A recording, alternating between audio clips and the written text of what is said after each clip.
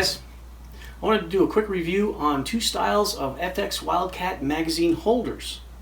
I've got them already in the rifle. This is one style I found on eBay. It's a clamshell design, so two halves coming together.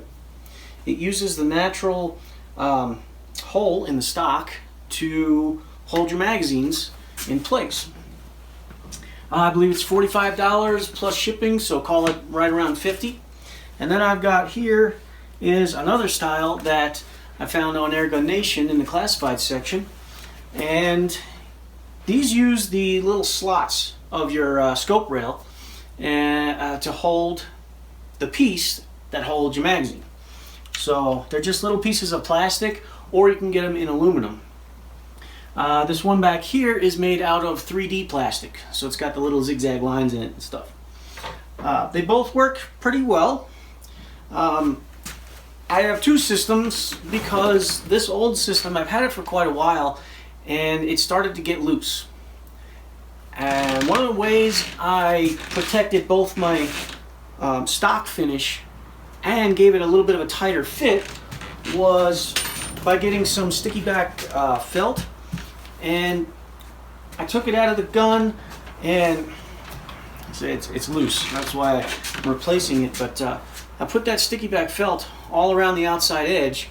I cut it to shape, sliced it down the middle where the two pieces come apart, and then put it right back in the gun. And that worked very well for a while. I think it finally just crushed enough from being in here so long that it got loose on me.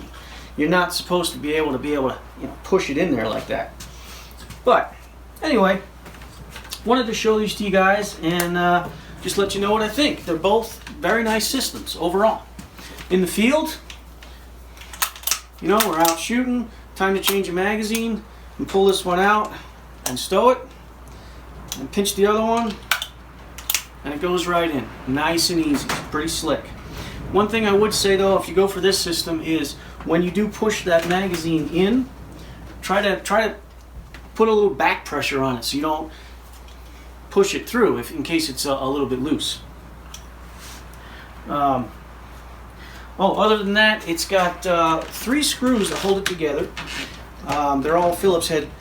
The one in the middle, the big one, is actually a machine screw. There's a nut on the other side. And then on the front and back are little itty bitty wood screws. And you want to be careful when you're putting this on the rifle that you don't over torque these screws. Two things may happen. One, you could strip out the plastic of the actual mag holder. Two, you could push that little screw too far and then it pokes out the other side. That's what happened to mine. So it's just some stuff to be aware of if you go for this system. I like this system, how it uses the natural hole in the stock. I just dig that. I think it looks slick and it keeps things out of the way, because when you're on rifle, there's not much happening right here when you're going through your action. The second system, like I said, I just had to replace this and wanted to try something new. I like these. You can have up to 4 of these on your gun. You would put, if you had a 4th one, you could stagger them, so 2 on each side. You could have 3 on one side like I do, and 1 on the other side. They attach, where is it? There it is. Use a 2.5 millimeter Allen screw that's got a tapered head on it, and that's it. It just screws into the back side of this little clip, and that's all that holds it in place. Now, if you're worried about the finish on your scope rail here, something you may want to do is put some type of barrier between this metal screw head and the metal rail, if you're worried about scratching your scope rail. And that could be as simple as, you could use some of that sticky back felt.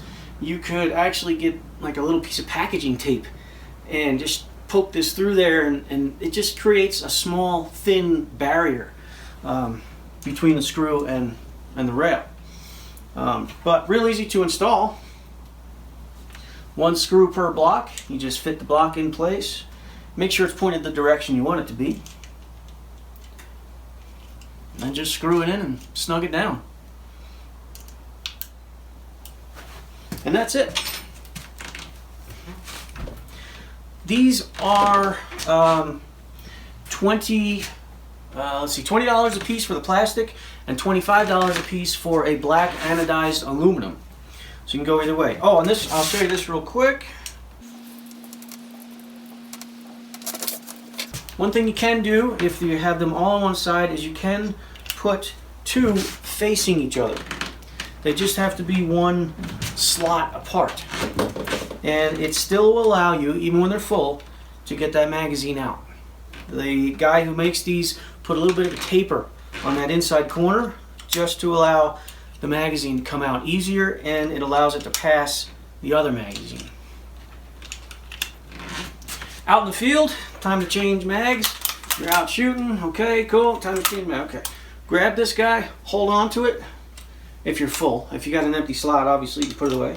The other one goes in. Now, when you put these away, there's two ways to do it. I would recommend holding it like this, because that allows you to click it in pretty easily and still maintain a good grip on your magazine. Whereas if you hold it and pinch it like this, you stand a chance of slipping, you know, because it's got to kind of go in on an angle, and you're fighting for finger space here. So you can do it, you can get pretty darn good at it, but it does allow a little bit of leeway to drop your mag. There's not much else to say on them, guys. I mean, they both work very well. Oh, the cheapest way to carry your FX mags around with you in the field is to put them in your pocket. That's going to be the cheapest way. And the nice thing is, with these magazines, they hold your pellets in place very well, and they're not going to rattle around, they're not going to drop out into your pocket. So, you know, this was a major step in the right direction for FX, and I really, really wish they had these magazines for more of their rifles. But there's only so much you can ask for, I guess.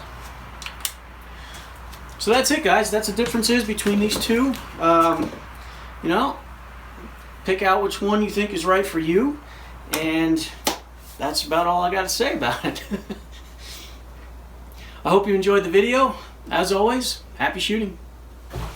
One more quick note, guys. I was cleaning up and I realized I failed to mention I got these guys from Airgun Nation Classifieds. Matt 24/7 365 sells them, and I gotta give them props. They came in this little plastic container. I really didn't expect that. I expected these to be like in a Ziploc bag or a little bubble mailer or something like that, but they come in a little a little container with a little hard foam cutout, and I was like, really? Overpack? Wow! I mean, they're sure are protected. So I wanted to give a little a little bravo to Matt for doing that.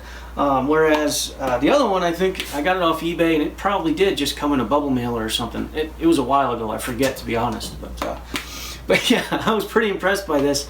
And I'm actually going to look, because my Verminator Extreme has a little square cutout for a pellet box, and it looks to be about this size, but I'm not positive on that. But anyway, I think that's what I'm going to use this for, is, you know, a little added benefit of maybe sorted pellets go in here, finalized sorted competition pellets or something like that. But yeah, anyway, guys, that's all. See ya.